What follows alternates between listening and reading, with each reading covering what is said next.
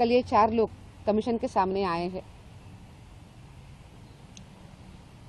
जैसे मैंने कहा कि इस विषय में कमीशन घोर निंदा भी करता है और ये हम कभी एक्सेप्ट नहीं करेंगे।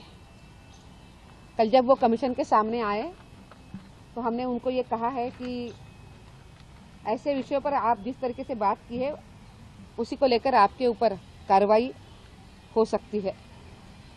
कमीशन के सामने आकर उन्होंने इस कार्यक्रम में उन्होंने जो शब्दों का इस्तेमाल किया है उस कथन के लिए उन्होंने बहुत खेद प्रकट किया है। उन्होंने ये भी कहा है कि हमने इस तरह की बातें बिल्कुल ही नहीं करनी चाहिए, ये उनसे गलती हो गई है। और उसी के साथ साथ उन्होंने खेद भी प्रकट किया है, उनको पश्चाताप भी हो रहा है कि हमने ये बात नहीं करनी चाहिए थी। और उन सभी ने कमीशन के सामने माफीनामा प्रस्तुत किया है। उन्होंने ये भी कहा है कि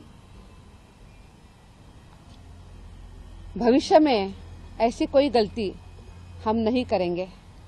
ये बहुत बड़ी भूल हमसे हुई है और ऐसी गलती हम भविष्य में कभी नहीं करेंगे।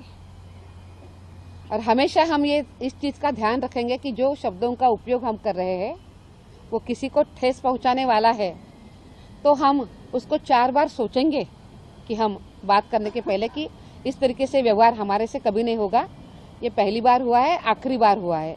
ये भी उन्होंने कमीशन के सामने बोला है। विशेष रूप से रणवीर इलाहाबादिया और बाकी भी सब लोगों ने ये कहा है कि